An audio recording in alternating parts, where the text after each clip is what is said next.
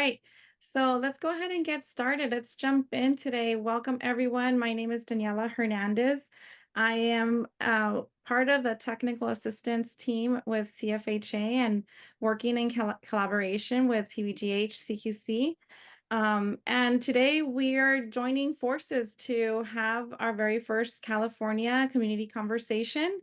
And I'm happy to have all of you here for this first meeting and hopefully one of many. So let's jump in. And today we really have the main goal of connecting folks across our state. We have a beautiful golden state. There's a lot of great work being done, but I think that we can all agree that there is just some difficulties or challenges in really getting behavioral health integration off the ground and making sure it's successful. And we want to make sure that we are able to connect all these great folks across the state. And to learn from each other, and also would love to have the opportunity to brainstorm a bit, identify some growing opportunities, some ways that we have overcome challenges, and just be able to collaborate together to hopefully make integration more successful in California. With that, I want to hand it over to Neftali Serrano here. He's always on a grand tour with CFHA, and I want him to share a bit about what the CFHA community is for those newbies here, and also how this meeting can help us out here in California. Yeah, thanks, Daniela. Hello, everyone, especially those of you on the West Coast. I'm all the way on the other side of the country in Chapel Hill, North Carolina. So excited about this group getting together. And before I talk about CFHA, I just want to talk about that excitement because there have really been, if you think about the major wins at the state level and the federal level over the last just 3 years, there have been some major, major wins with regard to mental health generally and integrated care specifically. Just recently, for example, I heard about the state of Massachusetts opening up codes and support for just annual mental health wellness visits, right? Just something as simple and as that we've been working for a long time. Or if you think about the proliferation of COCM codes and how more and more states are opening those codes up, if you think about some of the work that some of our state supported organizations like in Tennessee have been doing to support postdocs and funding for postdocs, there's lots of opportunity here. So we're excited to see what we can do in the state of California, what you all can do in the state of California to really make the kind of progress that probably 10 years ago, and I've got a lot of gray hair. I've been at this for 22 years. I've never seen the kind of progress that we've seen in the last 3 to 5 years. So this group has real potential. And of course, California is a great state. I think you guys have a lot that you can do. All right, real quick on CFHA. CFHA is like think of it as a social network platform. That's what we are. We exist to promote those of you who are out there integrating physical and behavioral health in the health system. Most of our members are in primary care, but we have folks in all other specialties. And so that's why we support efforts like this at the state level. We've got a group in Georgia, we've got a group in Tennessee, we participate with a group in New York, and other states. So there are lots of ways we do that. We do that by supporting the development of content. So there may be educational needs that you as a state say, hey, we need to educate our providers, we need to educate our accrediting bodies, our legislators, et cetera. So we create content of different kinds. We bring community together in events like this or at conferences. We have our annual conference coming up this fall. If you want more information about that, you can find it out at integratedcareconference.com, which Christina put in the chat. And then we also provide coaching and consultation support as well for practices who are trying to build these things out in their specific clinics or in their health networks. So we are your champions. Like we're here, and we're going to be listening in. If there's ways that we can support anything that you're trying to get accomplished, we will come alongside you. So welcome. Um, and I'm looking forward to some great things from the state of California. Great. Thank you, Neftali. And yes, speaking of the conference, Anna, if you'll flip over to the next slide, here's our plug here. The website was shared there with in the chat. We last year was my first conference for CFHA, and if I can say that it was invigorating and beautiful moment to be able to be in the same rooms with so many brilliant minds that are so willing to share and support each other for this mission of integrated care. So just want to make that plug and encourage everyone to check it out and be involved in the CFHA community because it's definitely embracing and will you're it's a great place for you to be able to learn. With that, I want to hand it over to Christina right now so she can share about the great work that we're doing here in California in the moment. Yeah, thanks, Daniela, and thank you, Naftali, as well. So, hi, everyone. For those that don't know me, I'm Kristen Amodi, Associate Director at Practice Transformation at the California Quality Collaborative, which is part of the Purchaser Business Group on Health. And we are in California. We work in California, have done so for many years, mostly in the outpatient space. So we have a lot of expertise helping launch large-scale collaboratives, technical assistance for the outpatient delivery system. And we do this through amplifying best practices and also multi-stakeholder alignment. So you can see on this slide, we have a group of CQC steering committee sponsors, and thank you to those, that we work to kind of bring together and say, hey, what are the opportunities? What are the ways that we can actually make the healthcare system more efficient, easier, more patient-centered, more equitable? And so we do this in many, many ways. But one of the things that we are working on right now is on the next slide, an improvement collaborative called CalHIVE BHI, or CalHIVE Behavioral Health Integration. And I see some folks from that collaborative on the line today, and welcome. We are just about ending our first year of a 3-year journey to help 8 primary care provider organizations launch behavioral health integration. And our technical assistance partner is CFHA, and we could not do it without them and all their expertise supporting and bringing together the network that you all are part of. So we have a lot, I think, that our folks, as part of the collaborative, want to learn from those who are in the state that have done integration longer, because there's a lot that we could do, I think, as a state to promote integration. And that's really what we're here to do right now. I wanted to share a couple other projects about that CQC is running through our behavioral health integration initiative. The first is that in later this spring, we will start recruiting for a learning collaborative that will be focused on children and youth, those that have done integration for a little more time. So we'll have some links in the chat. And if you are interested in learning more about that program, which we are calling Bicycle, please reach out to me because we will start kind of those recruiting conversations in May and June. I will also say the other project that we are working on and would love to talk more to folks on this call about it is about behavioral health integration financing in the commercial settings. So given that our work, we do multi-stakeholder alignment, we've have seen early on from our CalHIVE BHI participants that financing for behavioral health integration is a sticking point, whether or not you're starting, whether or not you're 1 year in or several years in. So might we bring together some of the players in this field to interview them, the provider organizations, the health plans, the behavioral health plans, and see if we can identify some successful practices in that realm. So would love to talk to more of you about that project if you're interested or want to know more. But that's sort of the space that we're in. And again, could not do it without being part of CFHA and partnering with them. Awesome. Thank you, Christina. It's a great opportunity to be able to work with such a great organization such as CQC. And I think that we're doing a lot of great work. I'm totally partial to that because I'm part of the partnership here with CalHIVE BHI.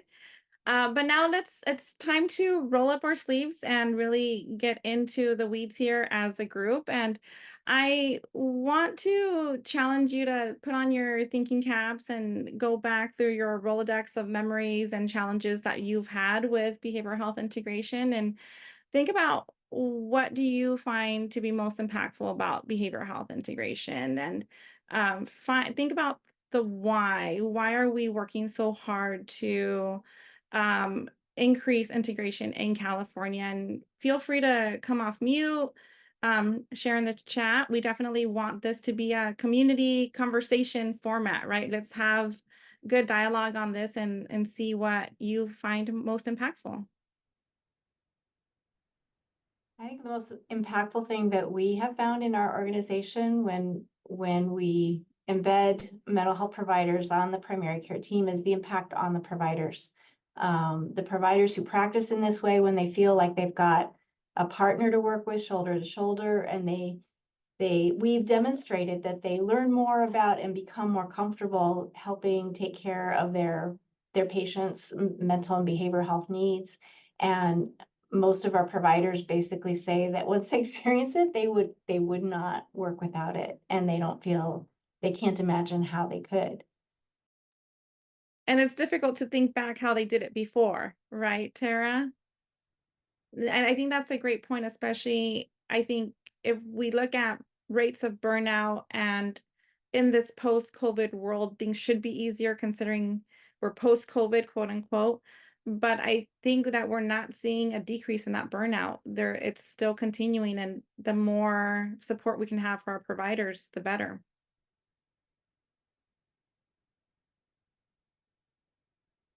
Any other thoughts on what you find the most impactful to be most impactful about BHI? I think for me, it's along those same lines that it's just so evident that the demands on the systemic demands on our providers' time and energy is just keeps growing. And I think what I come from PCVH world, so what we can offer our integrated teams, they deserve to have that guidance and path, because every day that I'm in clinic with my teams, I'm seeing hundreds of things where I'm like, this could be so much better. This could be so much better. And we don't, in my experience, I don't think we have enough leadership to help kind of implement who's trained in these sort of ideas and can implement these things in real time and practice. So I just think about like the why, the growing need of our patients and communities, but also just helping our teams to meet those needs. I feel like we can't do it without integration. So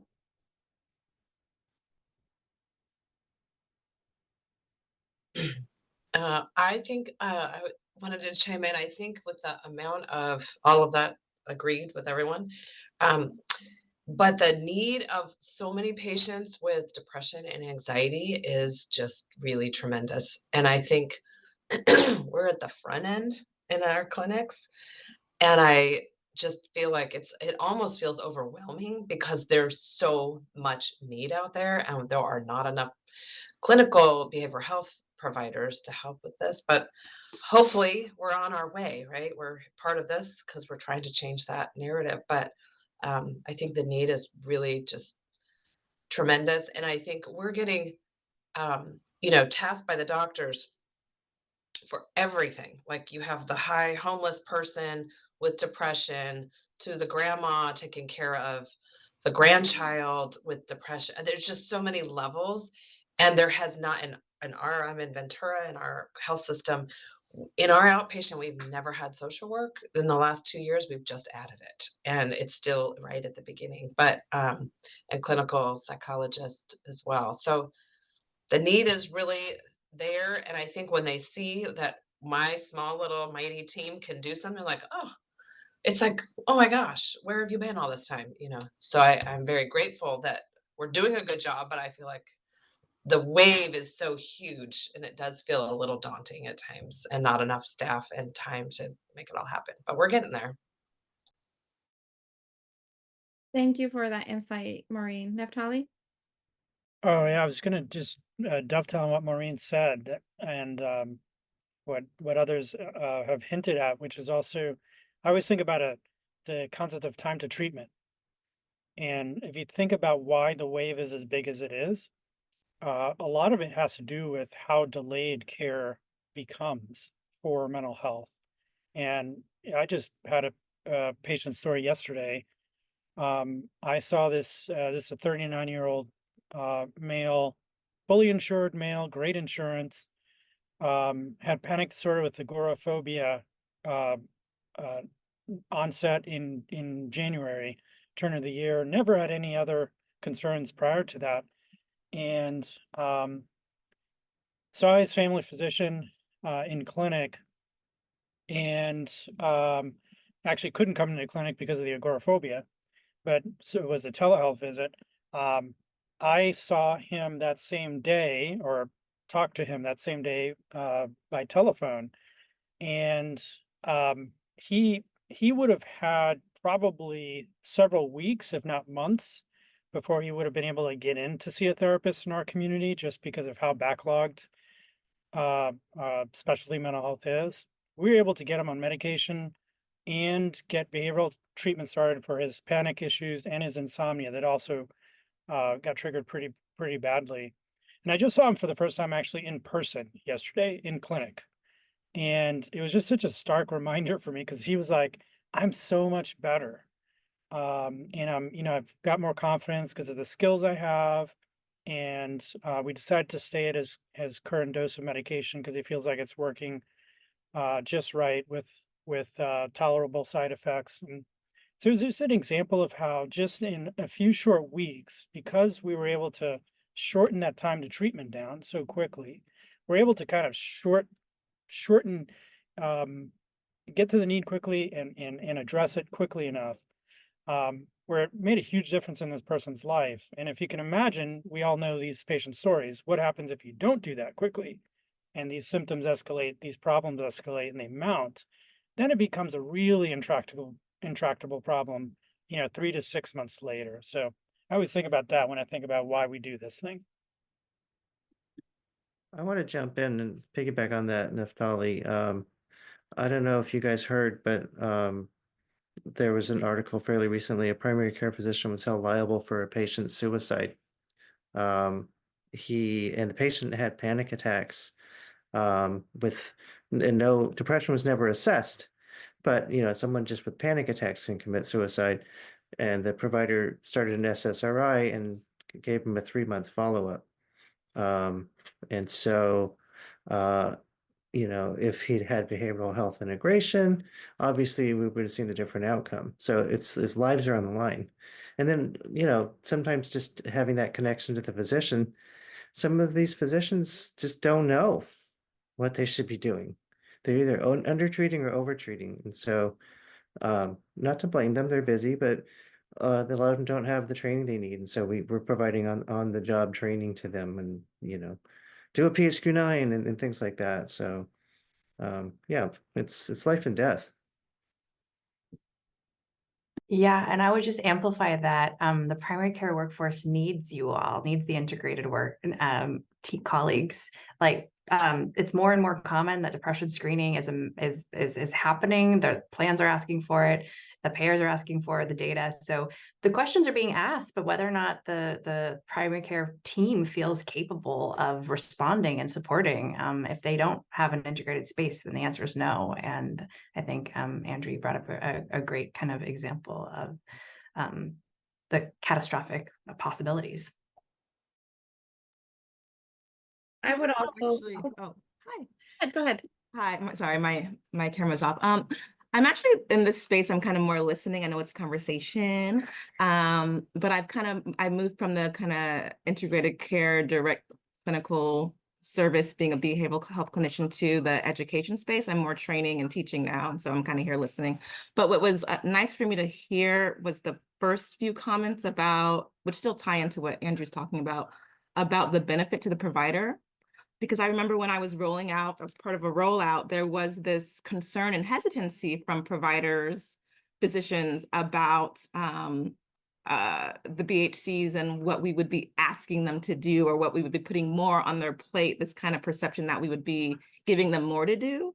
And so buy-in was really important. And then it came to this point, like people are saying, where they were like, well, what were we doing without you? Like, how could, like, how were we doing this work without you? So it is really nice to hear and remember from the kind of beginnings of, I'll call it struggle, but the hard work that goes in on the floor of getting the buy-in to the actual feeling of benefit, support that comes, you know, through the work. So that kind of like progression is really nice to hear. And then like what Andrew was saying, Mr. Smith, Dr. Smith, you know, what could happen if not, and the BHCs being really there to help kind of with those assessments and those next steps and kind of thinking through the whole picture of this person that might come in with panic, but lots of time anxiety and depression go together, and all these different things that are really helpful in assessing out those assessments and being seen as helpful rather than as a like a nuisance or, you know, someone that's over their shoulder telling them what to do. So that change is really nice to hear and nice to see.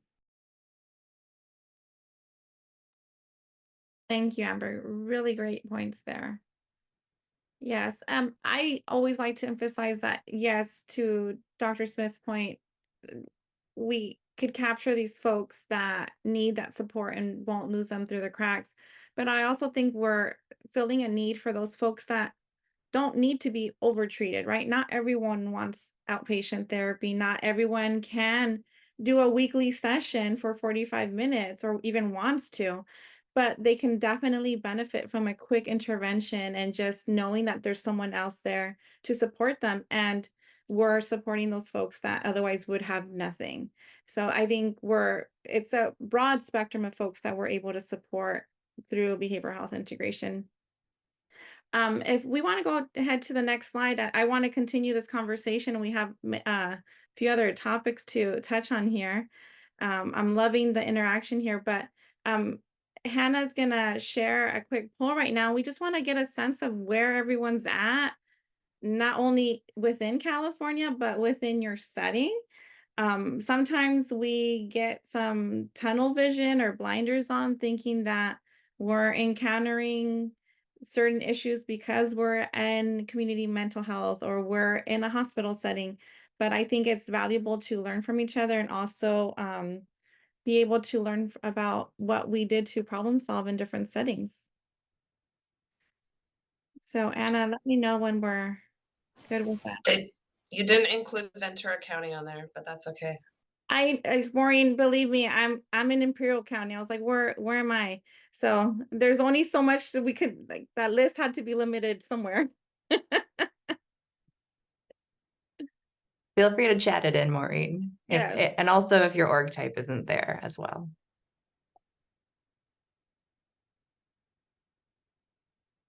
I will say I am in Imperial County, and if you guys know California, you should know where I'm at. Even smaller than Ventura, Maureen. And hotter. It's 85 today. Yes, 85 today. Just beginning. All right, I'll give just a few more seconds, get those responses in if you want to participate.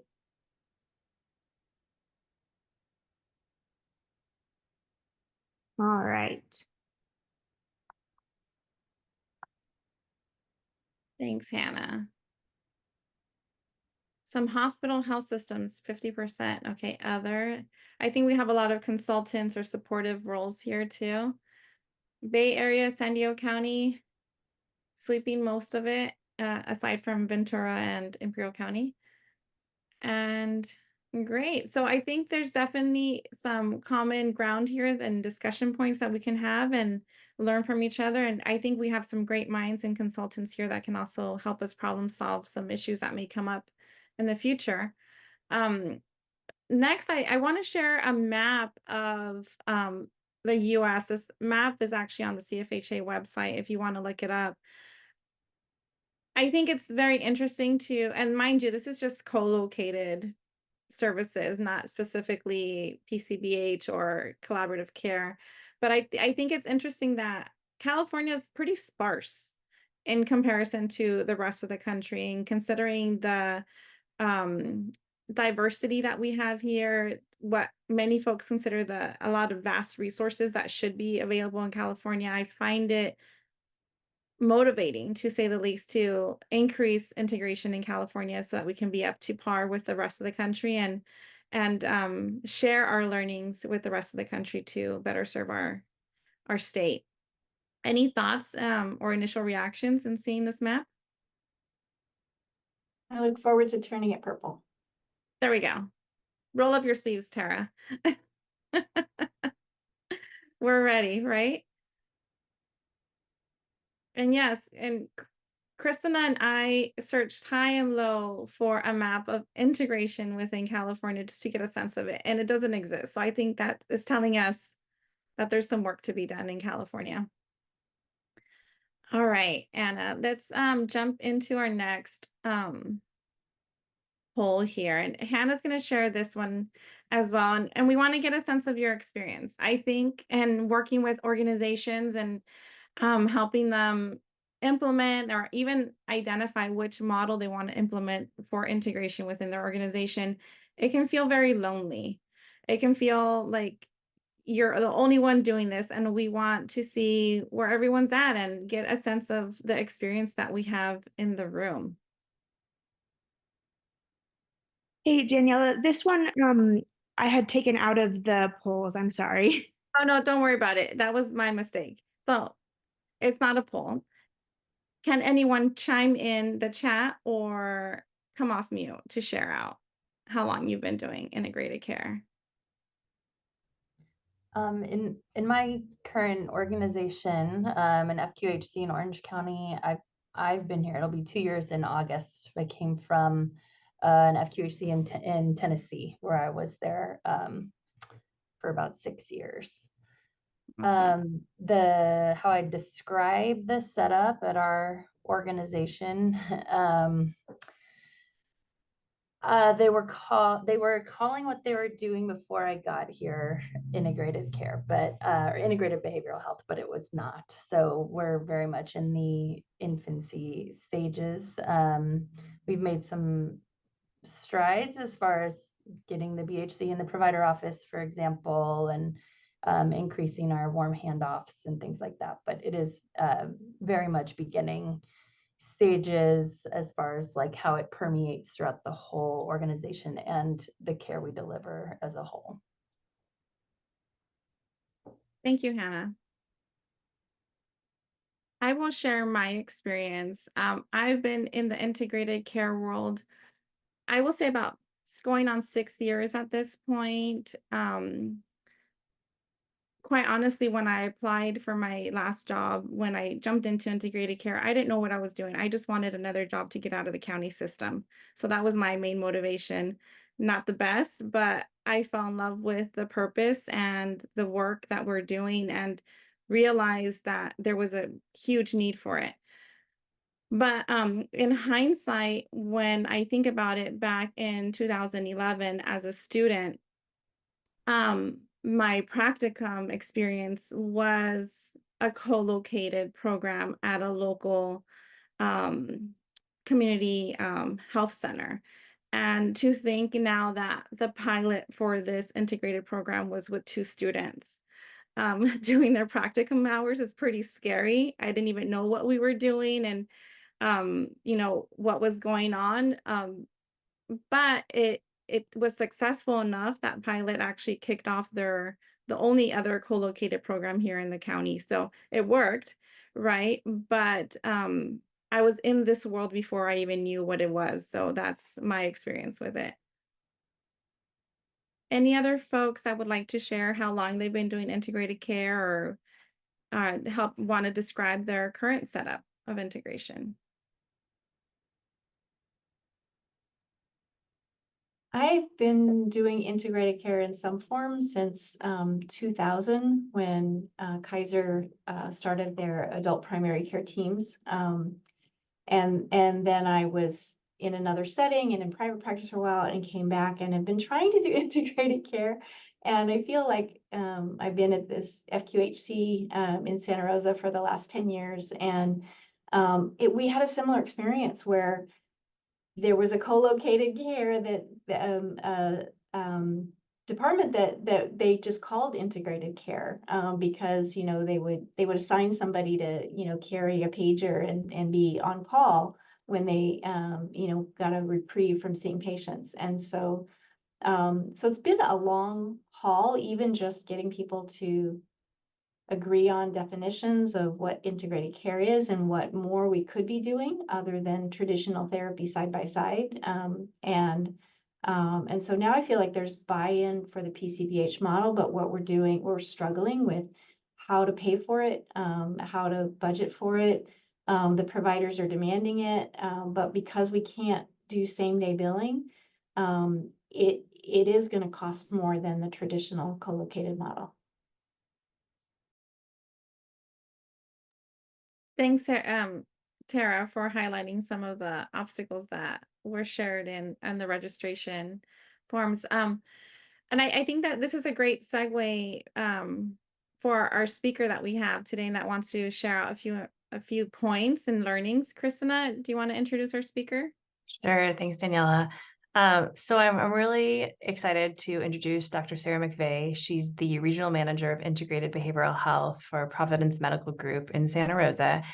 And we were lucky enough to have her as a guest speaker at our, on CFHA's recommendation, at our first in-person meeting for the Improvement Collaborative we're working on now. And she was able to offer a lot of insights on both good and some warnings for our groups as well about what exactly her experience leading PCBH has been. And so we wanted to ask her to share a little bit more about biggest success with BHI, biggest challenge, and maybe some ideas for what as a group we could do to broaden integration in California.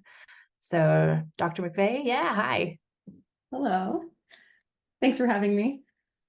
It's nice to see the map of all the California dots on there. When I first moved here from Washington, I imagined it just being white. It felt so lonely. It's like, is anybody else doing this? And there's a lot. So I want to just introduce myself and kind of where I come from just briefly. I am a psychologist. I manage our integrated behavioral health program for Providence in Northern California. Providence is an enormous healthcare system across a lot of states. Northern California is kind of the furthest behind everything. And so we're the newest one to get up and going with a PCBH program.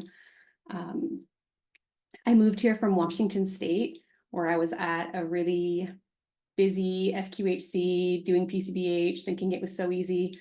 Why isn't this happening everywhere? I'm going to move to California. It's going to be great. No problem. And was basically slapped in the face right away that, oh, this is really hard. And I'm 4 years in and I don't have all the answers. I wouldn't call myself an expert in any of this. I have some lessons learned and some successes, but there's a lot of different ways to do this. So I'll just quickly share a bit about our success with behavioral health integration. I was hired on through a grant that brought on 4 psychologists and a psychiatrist to be in the region. So we manage Napa, Humboldt County, and Sonoma County. The grant basically was 2 years long, and we needed that 2 years. We really needed that 2 years. And so the success is that 2 years plus some has us in a place where we're financially neutral. And if you guys have done this work, financially neutral is really good, right? We're not making any money, but we're flying under the radar right now. And we can build, right? So the biggest success is that we started out with 4 behavioral health providers. Our psychiatrist retired, but in the summer we'll have 8 and a psychiatrist. So we had enough runway, had enough support. We were financially sustainable enough to be able to double. So by the summer, we'll have full coverage of all of primary care for Northern California and Providence. And I'm really proud of that. Something I don't recommend is onboarding 3 people all at once. It's not a great thing to do, but I'm doing it. So I'm really proud of it. Something else that has been a success in our financial sustainability is that we're not an FQHC, so we can do same-day billing. We have a really small population of Medi-Cal. We have a lot of Medicare, and Medicare doesn't mind same-day billing. what we're able to do is within Epic, as our EHR, we were able to build in optimization to Epic to send all of our psychotherapy codes straight to the mental health carve-outs. So it's built into our system already, and we were having to do that manually before, or we were just losing money on it before, and now it just goes straight there. And that has saved us so much time and so much money and so much heartache for our patients. Something I learned early on is if you don't build a carve out, the insurance plans don't care. They're going to send your patient a bill. So that has been really wonderful. And that now we are a recruiting incentive to providers.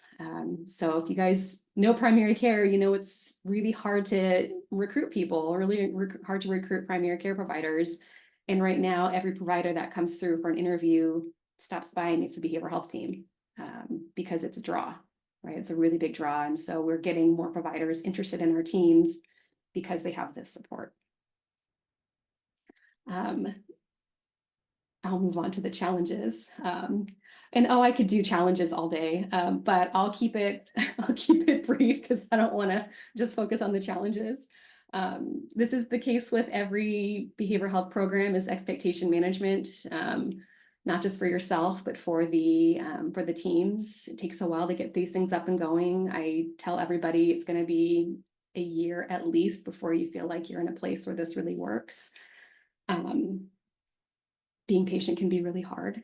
Again, it's taken 4 years to get this program in a place where we can actually grow. And challenges have been a lot of billing, it's a lot of contracting, it's revenue flow, it's credentialing. When I started, they had never had a psychologist work on the team for the last 15 years, and they credentialed me as a physician. So lessons learned. And now we don't have that problem, but it's a lot of really kind of digging in the trenches and trying to figure out who's who and who does what. And in a hospital system like Providence, where it's really big, it's a huge challenge. So folks that are doing this work, that are in mental health, that know how to deal with people, you have great skills to do this. If you imagine all of them are kind of like your patients, they're all personalities, they all have their quirks, you find ways around them and get what you need to get done with a lot of respect. And then the last bit is how to broaden integration. I don't know, that's why I'm here, you guys. I want to figure it out. I'm not quite sure what the answer is. Easing payment is going to be one of them. Again, for Providence, we have it pretty good as we don't have a lot of problems with same day billing, but we're the minority, I think. There's a lot of other places that policies just don't make it very friendly to be able to do same day billing, and same day billing is integral for doing this type of work. I can't tell you how many times I walk in to an exam room after a provider has seen them and this look of relief on my patients' faces, or like, I can't believe you're here. How did you get here? How is this even possible, right? Being able to give that to everybody, I think is, it's a very humane thing to do, right? When barriers are so large, it's nice to just have somebody walk in and just be there, right? And everybody deserves access to good mental health care, and what a lovely way to do it. I think one way to do this is to be able to negotiate fair contracts. This is so far above my pay grade, so I can't talk about this a lot, but I know that we don't get paid enough for this work, right? Our contracts, we have contracting people that don't quite know what we do. No matter how much I bang my fist against the table, they don't quite know what we do and aren't negotiating in a way that makes sense, right? So even though it's only maybe a couple of appointments, people are getting better. So being able to advocate to the healthcare companies that, hey, this does work. And this is way better than the list of mental health providers that you just gave your patient, that half of them are retired, the other half are inpatient, and the other portion of it are not accepting patients. Good luck to you. So this is a nice workaround. And then the other part that I would say would be lovely as well is to create some energy in graduate programs where there's information about this type of model of work. I didn't know this existed when I was in grad school. I just had the idea that this sounded really cool, and happened to bump around into the right places and the right people. So being able to bring this into graduate programs and then into training programs in California would make a huge difference. And there's probably a lot more, but that's about as much as I can say about it. Well, thank you so much, Dr. McVeigh, for sharing the warts, what you've learned along the way, and also some ideas for maybe what this group could connect on. I think that's one of the positives about bringing everyone together. But appreciate you sharing right now. On the next slide, I'm no computer whiz, but I took the liberty of making a word art on what the trends were on the challenges that you all put when you registered for today's webinar. And it's not, I think, just piggybacking of what Dr. McVeigh was saying, building and sustainability are the things that I think make this work the most challenging. And so might there be opportunities for us to sort of name what a greater efficiency might look like? Health plans are thinking about this.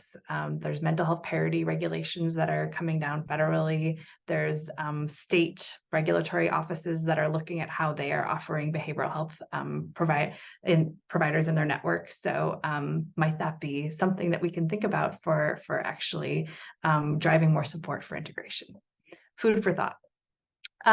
But with that, I think we wanted to spend a little bit of time because we also did want to brainstorm collective action together. But is there anything that we haven't mentioned so far in the call about a challenge around behavioral health integration or a success that you'd like to name that we could, snowball forward?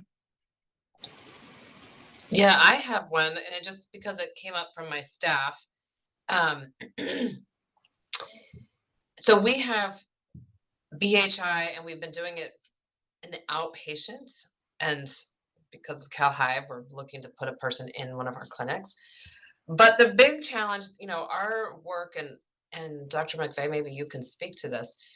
We have a traditional model already. Like we have an LCSW who's doing traditional therapeutic interventions in the primary care setting right now, and those doctors, providers often will come find her, but it's definitely more traditional, and that's kind of what they're used to, is those types of warm handoffs. And in this model, in the PCBH model, it's 20 to 25, 30 minutes. Could you speak to that? And does it turn into that? Our team was very concerned. Like the LCSWs are very seasoned. They're like, that's one of the things that they're having us struggle with. Like, how does that really work? And can it work? And I mean, we've talked about it, but that was the conversation yesterday. Just any insight on that? And I want to make sure I understand the question. Is it how to keep the visits free? And Yeah. not turning it into like, if their depression's a 10 and above and they actually have major depressive disorder, you're not going to resolve that in 20 minutes, Yeah. So.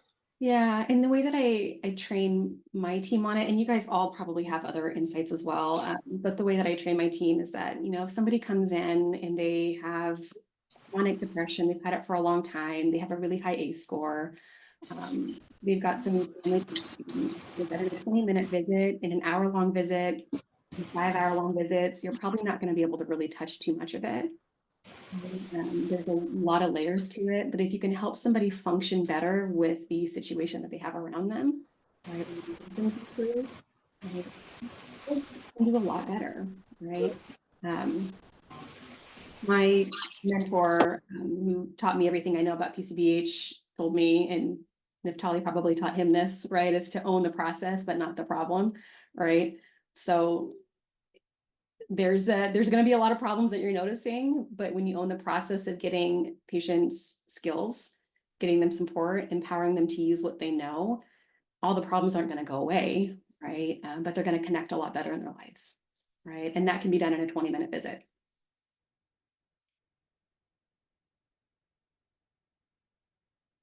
And I'll say the population that we have here is very, very heavy Medicare. We have about 65% Medicare, and so our patients are much older. Right. My average patient age is probably like 68, to be honest. Right. And so visits just go a little bit slower. And we know that from the research, visits just go a little bit slower. Progress is a little bit slower. And so again, where I was coming from in Washington, I was quick quick seeing a ton of patients. In here, I have to slow down a little bit and be mindful that I have to talk slower, which I don't do very well. I have to talk slower. I have to make sure that I'm keeping in mind the whole context, right? And so my visits usually, my 20-minute visit is closer to 30 or 35. Still a 90832, still a psychotherapy code, right? It still works. Thank Nev- you. Oh yeah, Oh. go ahead, Daniela. I was just gonna say, Naftali, do you have any quick insights on the clinical identity and especially within BHI? Yeah, so I think Maureen, what you're addressing is something I've seen across my career as I've trained hundreds of people in this approach, and some successfully, some unsuccessfully. So I've been able to kind of figure out like what's going to lead to someone who's going to do well in primary care and someone who really is better suited off in a specialty setting. And a lot of it's not really about like what works or what doesn't work in primary care. It's really about the uh, temperament and the sort of general makeup of the professional and whether they're able to work in the primary care style. And so the key distinctions for me are uh, primary care, and this goes to I think something the work group can maybe work on going forward is we we're drawing we're advertising a certain profession when we advertise for mental health, right? So if you ask like an undergrad, what is mental health, right? They're going to have things like the therapist from Tony Soprano come to their mind, or they're going to have some other sort of popular images of therapy and therapists that come to their mind from popular culture. And that sort of draws from a certain kind of individual who's going to need certain attributes. I actually wrote a blog piece about this today as to why we see some folks being drawn to like online therapy companies like BetterHealth and things like that, sometimes away from our primary care teams. And that's because we're drawing for folks who need high structure. In other words, they like to have a schedule. They like to have control. They like to pick their clients. And they like to pick the things they'd like to work on. You know, you can like specialize and say, I'm just going to do ADHD or I'm just going to do couples, right? And if you have those attributes, that's fantastic for specialty mental health. We need that. We need that for specialty therapy. But in primary care, you need a different kind of individual. You need an individual who just is more flexible, loves the fast pace, loves the interaction and the responsibility, not just to the patient, but to the team, and can conceptualize quickly. So that question of like what you can do in 20 minutes to versus 45 minutes, that doesn't make sense for those of us who work in primary care because we know how to get stuff done in a 20-minute visit that is equivalent to what you would have gotten done in a 45-minute visit. But it's not because we're better, it's because we're built different, right? I'm not better than any therapist out there, but I'm built for this sort of work and I love the work and I've shaped my practice and my orientation to it. And I have certain advantages in primary care. I have a lot of advantages that I take advantage of. I've got an EHR, I've got a primary care provider that knows the patient. So I've got tons of information before I even walk in the exam room, right? And so I take advantage of that. So by and large, the short answer to the question then is, yeah, it's usually not about, it's not about like, oh, is this work, does it not work? It's really about the person filling that role and whether they're the right kind of fit for primary care. And the problem that we have right now is that we're advertising a certain idea of mental health for the workforce development piece, and then we're having to pick folks from there that some of whom might randomly be more like me and like super enjoy this and like super set up for it. But we're certainly not selecting for it. And so I think like in a state as big as California with as many schools as you have, it'd be fantastic if like we could actually change that dynamic and actually get folks from the get-go who actually are choosing to go to school in order to go into primary care, right? That would be a huge, huge win. This is Kathy. Hi, y'all. Maureen, I have a question. When you all started your program, did you have your scope of practice set, and did you sort of understand what you were trying to do, and then you hired? Were they already there? Because it sounds like setting your scope of practice and get a direction and some parameters around what they're doing, even hiring forward, you'll be able to describe that to someone and they could actually self-select out. Yeah, good point. So when I got here, they had just gotten this one BHI grant, and they didn't have any clinical.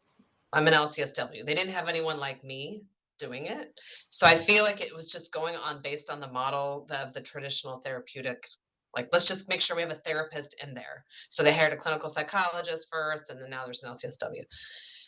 So yeah, I think, and now I'm really working on that we just wrote another grant for something else to put a person in each clinic in our highest need clinics, kind of under a different umbrella. They won't all be licensed, but then connect them to the license. So now it's changing. I feel like I'm onto it now, but I think initially it just was based on a traditional model, and there was really no training around any of it.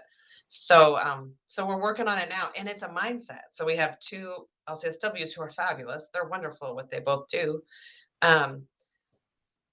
But it's like a mind shift, and one's going to stay traditional and the other's like, yeah, she's going to go into this. So I think it's a new thing for people to kind of think different. And we certainly are doing it via telehealth. So it is already happening via telehealth. We just haven't had a person in the actual clinic.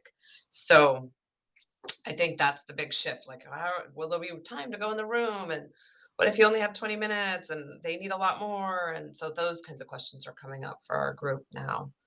But I feel like that's why it's a pilot, because we're rolling it out and we're going to see how we do. And I think what you just said a minute ago, like now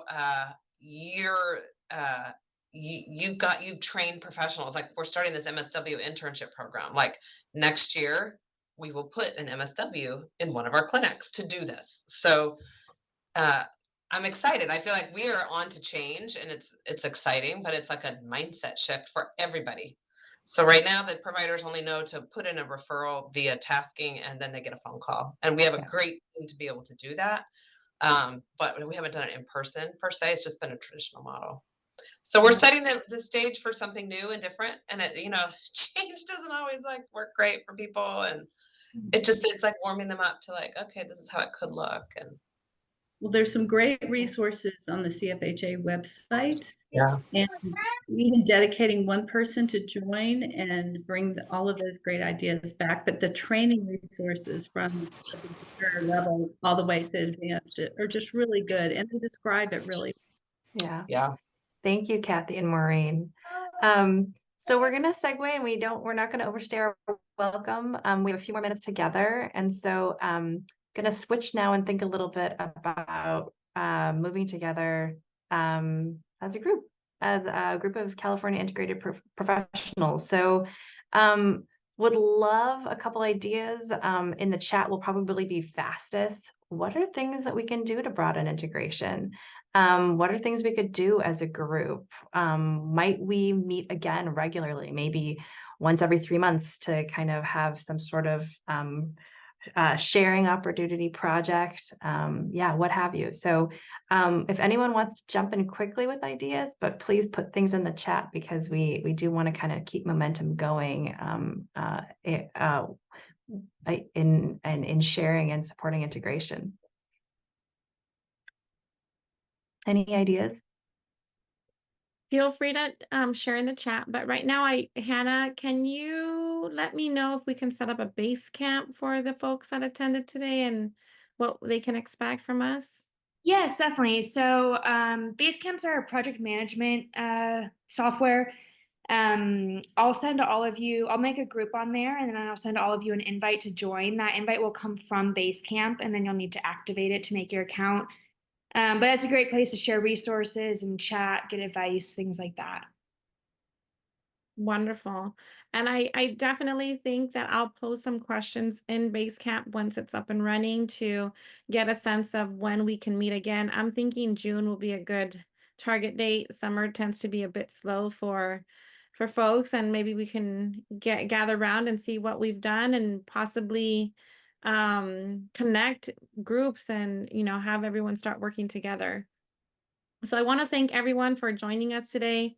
Definitely pilot project here. Look forward to next steps. Um, we welcome any and all feedback.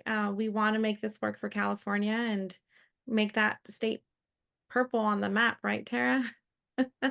So please share with us. I just want to make a quick plug for CFHA's virtual conference that's coming up next month. If you're interested in learning more, learning from more experts, click on that link for the registration information. Christina, anything else? No, just thank you for joining and sharing your experience and lessons, and hopefully more to come. Yes, and thank you to everyone that participated. We're going to share out our names, our emails there. Neftali, thank you for coming and speaking with us out here in California and joining us today. And thank you everyone else for being so willing to share your experiences.